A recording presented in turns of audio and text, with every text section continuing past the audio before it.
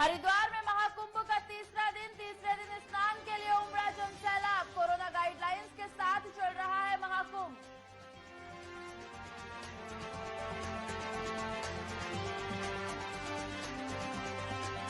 देश में कोरोना का कहर, कैबिनेट मंत्री गणेश जोशी कोरोना संक्रमित। मंत्री गणेश जोशी ने ट्वीट कर दी जानकारी।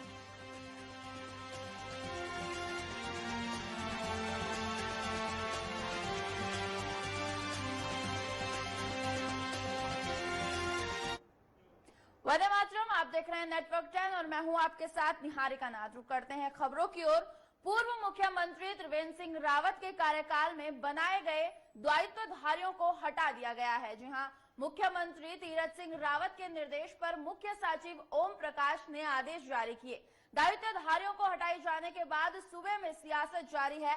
विपक्ष ने इस मुद्दे पर सरकार पर निशाना साधा है। कांग्रेस नेताओं ने कहा कि उत्तराखंड को वित्तीय संकट से उभारना चाहते हैं तो कांग्रेस उसका स्वागत करेगी, लेकिन सरकार दोबारा दायित्वधारियों की नियुक्ति करती है तो यह बदले की भावना रहेगी। वहीं बीजेपी ने दायित्वधारियों को हटाए जाने को स्वाभाविक प्रक्रिया बताया है।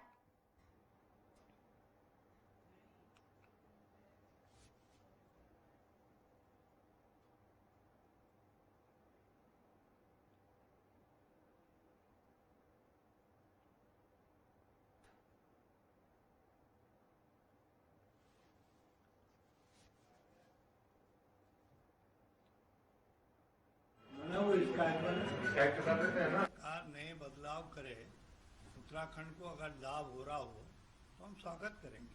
बहुत अच्छी बात है कि अगर आप दायित्वधारियों को हटा रहे हैं पर केवल बदले की भावना से है कि ये त्रिवेंद्र सर के बनाए हुए लोग हैं इसलिए हटा रहा हूं।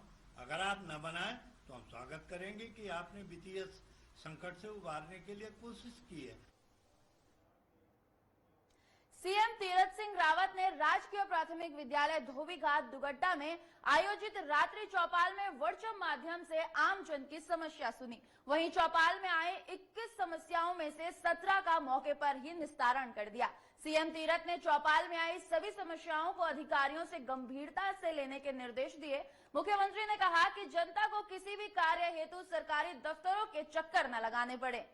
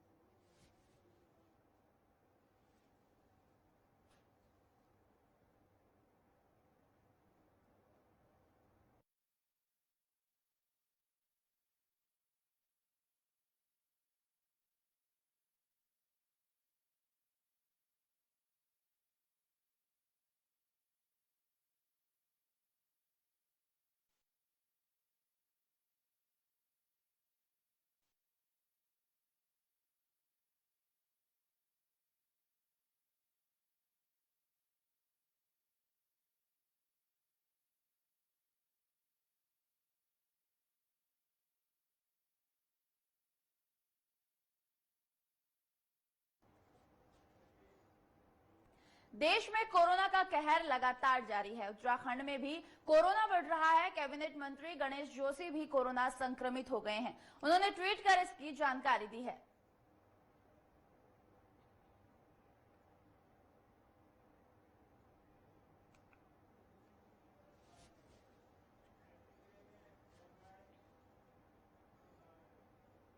मुख्य सचिव ओम प्रकाश की अध्यक्षता में राज्य आपदा मोचन निधि की राज्य कार्यकारिणी समिति की बैठक सचिवालय में आयोजित की गई। बैठक के दौरान विभिन्न प्रस्तावों को मंजूरी दी गई तो वहीं मुख्य सचिव की अध्यक्षता में समिति में राज्य में प्राकृतिक आपदा से प्रभावित व्यक्तियों को सहायता और अन्य सुविधाएं देने की बात कही गई। साथ ही कुंभ में हरिद्वार को 15 करोड़ और दूसरे जनपदों को 5-5 करोड़ की धनराशि प्रदान की जाने की सहमति दी है।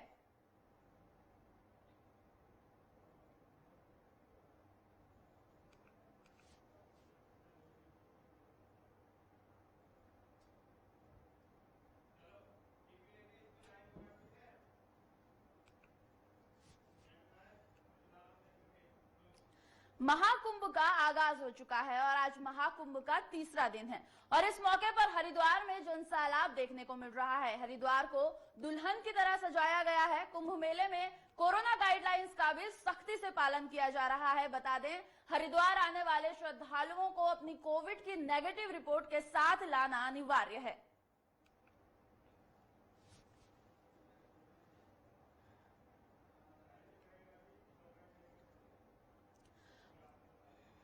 तो आज महाकुंभ का तीसरा दिन है, जहां हरिद्वार धर्मनगरी सज धज कर तैयार हो चुकी है। लगातार श्रद्धालुओं की भीड़ हरिद्वार पहुंच रही है। हर कोई कुंभ में श्रद्धा की डुबकी लगा रहा है। श्रद्धालु मंदिरों के दर्शन कर रहे हैं।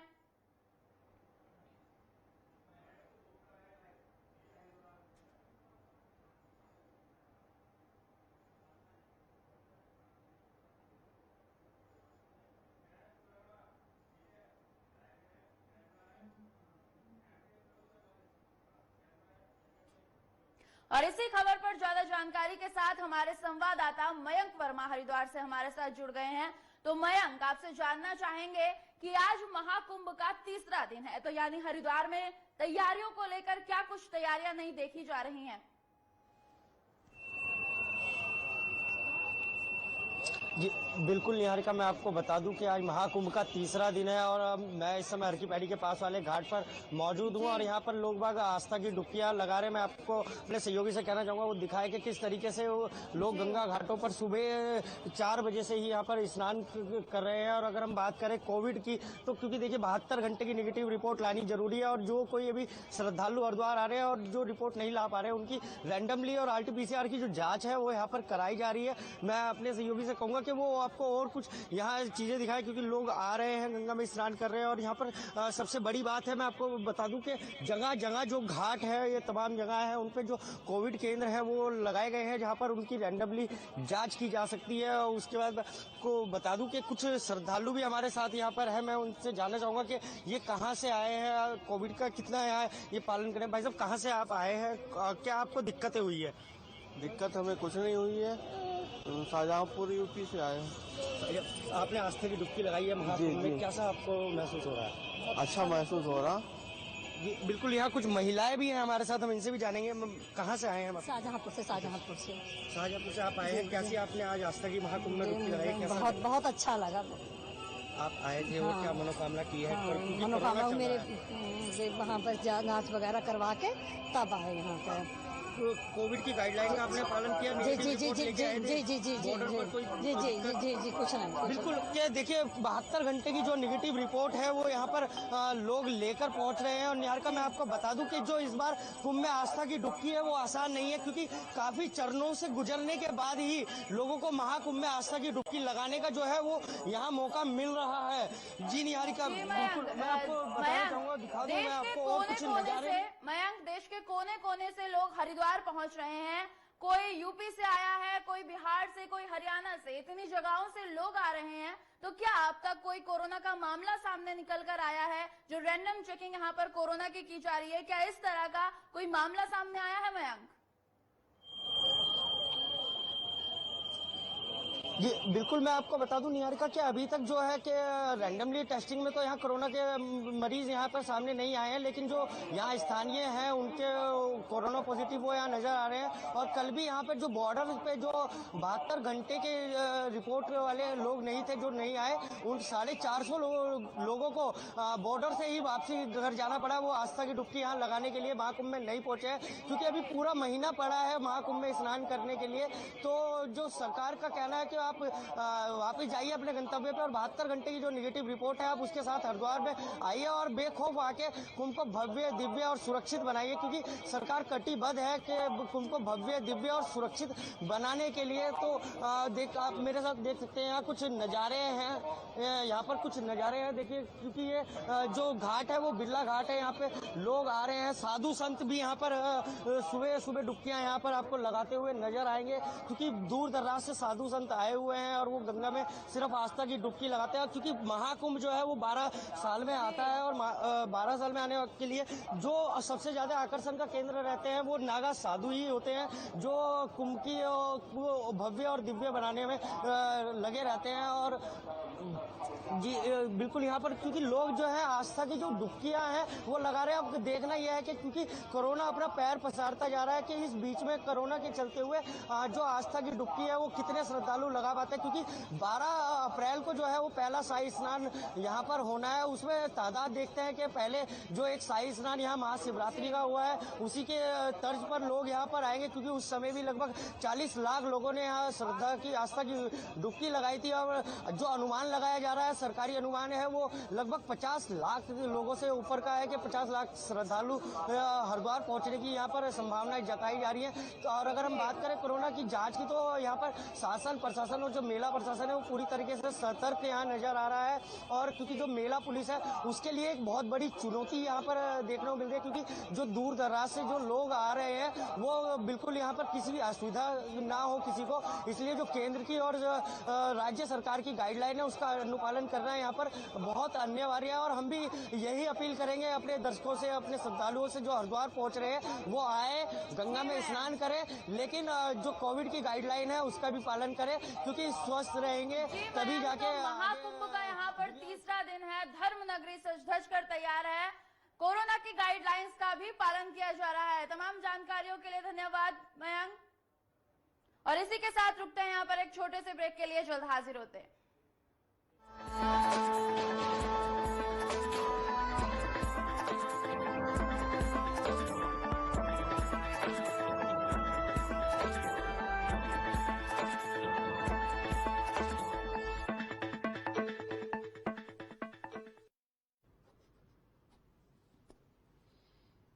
नमस्कार।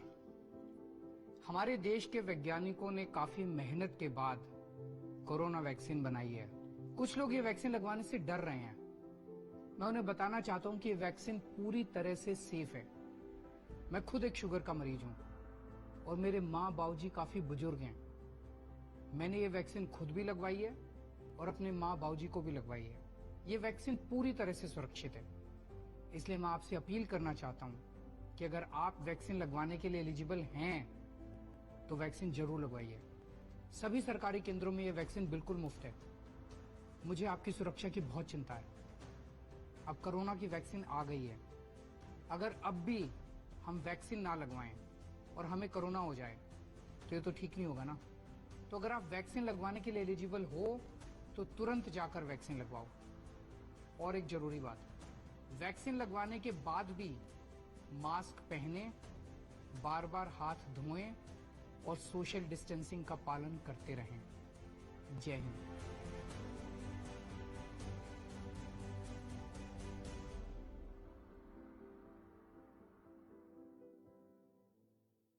देश दुनिया का हर नगर महानगर, शाम तक की 5 बड़ी खबर आ गया है। खबरों का नया मंच, देखिए 5 का पंच।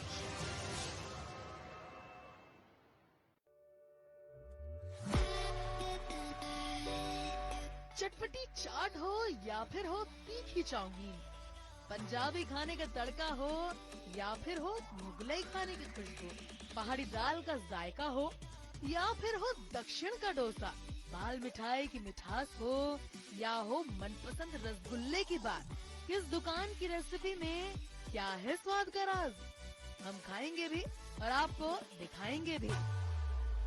कहाँ क्या है खास, देखिए हमारे साथ चटोरी टीना, सिर्फ नेटवर्क 10 पर।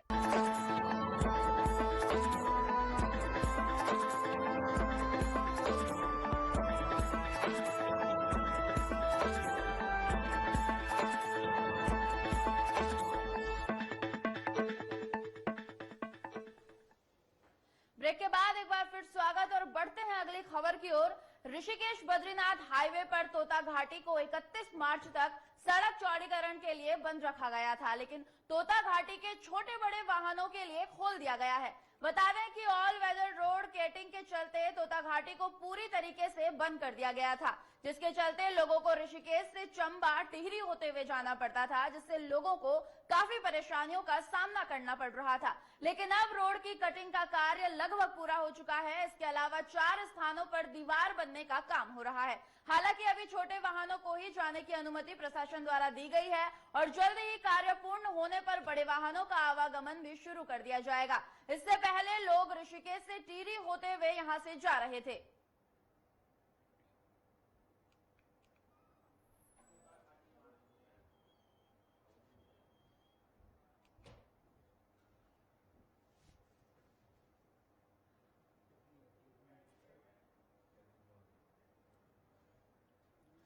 तो बद्रीनाथ हाईवे पर तोता मार्ग खुल चुका है। इससे पहले तोता घाटी मार्ग को बंद कर दिया गया था क्योंकि सड़क का चौड़ीकरण हो रहा था, जहां पर लोगों को आवागमन में काफी परेशानियों का सामना करना पड़ रहा था। लेकिन मार्ग को खुलने से अब लोगों को काफी सहूलियत मिल रही है। जहां पर तोता घाटी मार्ग खुलने से लोग राहत में दिख रहे हैं। बद्रीनाथ हाईवे पर तोता घाटी में ये मार्ग खुल चुका है, जो काफी समय से चौड़ीकरण को लेकर बंद किया गया था।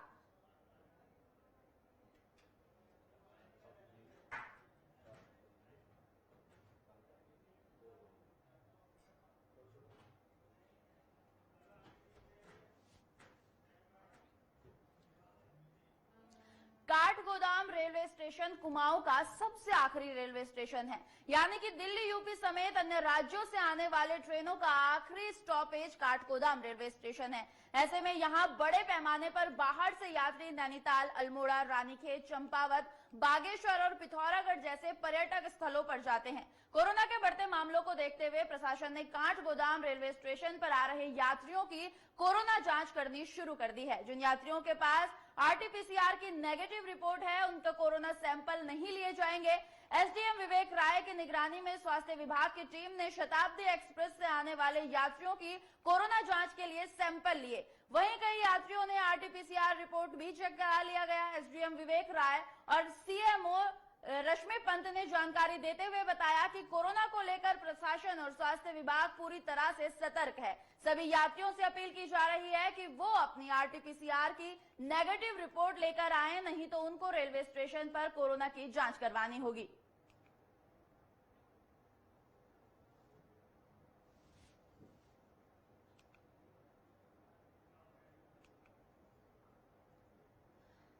तो कोरोना के बढ़ते मामलों को देखते हुए उत्तराखंड सरकार काफी सजग नजर आ रही है, जहां पर काठगोदाम को आखिरी स्टेशन बाहर से आने वाले यात्रियों के लिए माना जाता है।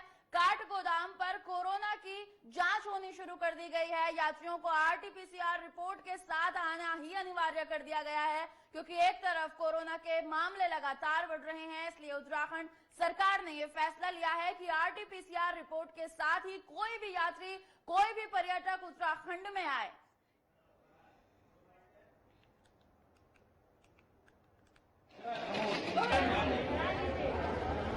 आज 2 अप्रैल है और कल आपने देखा कि कैसे हमने हल्द्वानी की शताब्दी में सभी के थर्मल स्कैनिंग करी थी और टेस्ट करा था। आज पूरे हमारा साथ प्रशासन है, SDMs है और हमारी पूरी स्वास्थ्य विभाग की टीम है और बहुत अच्छा आज हम लोगों को फीडबैक भी मिला है। जो लोग दिल्ली से आ रहे हैं, काफी लोगों के 75% अगर मैं कहूँ सबके पास कोविड नेगेटिव की रिपोर्ट है। यानी रेलवे भी हमारा काफी पॉजिटिव फीडबैक दे रहा है कि भाई जो नैनीताल आए, because Nainital is gateway of hills, यहीं से लोग अल्मोड़ा जाते हैं, पिथौरागढ़ जाते हैं, चंपावत जाते हैं, तो सभी लोग जागरूक हो रहे हैं। और जहाँ भी हमें लगा किसी को बुखार हो रहा है और रैंडमली हमने काफी टेस्टें कराए और लगभग हमारे 40 टेस्ट आज भी हुए हैं। हम लोग काठगोदाम स्टेशन पर हैं, शताब्दी एक्सप्रेस आई है। स्वास्थ्य विभाग से हमारी एसीमो मैम है, नगर मजिस्ट्रेट हैं, हमारे स्टेशन अधीक्षक चयन राय जी हैं। जैसा कि देख रहे हैं आप, पूरी टीम लोगों को अवेयर कर रही है कि कोरोना पुनः बढ़ रहा है, आप लोग इसके प्रति सतर्क रहें, यात्रा करिए। यात्रा से कोई रोकने का उद्देश्य नहीं है, लेकिन जब भी आप चलें तो RT-PCR टेस्ट निगेटिव रिपोर्ट लेके चलें तो आपको रास्ते में परेशानी कम होगी। ये एडवाइजरी है। और इसी के साथ इस बुलेटिन में बस इतना ही। देश और दुनिया की तमाम खबरों के लिए देखते रहिए नेटवर्क 10। जय हिंद।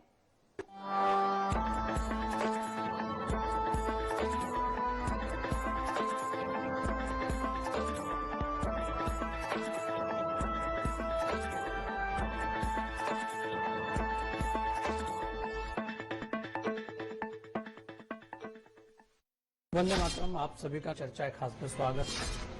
किसान तो विरोध लगातार करते ही आ रहे, चूक तो आप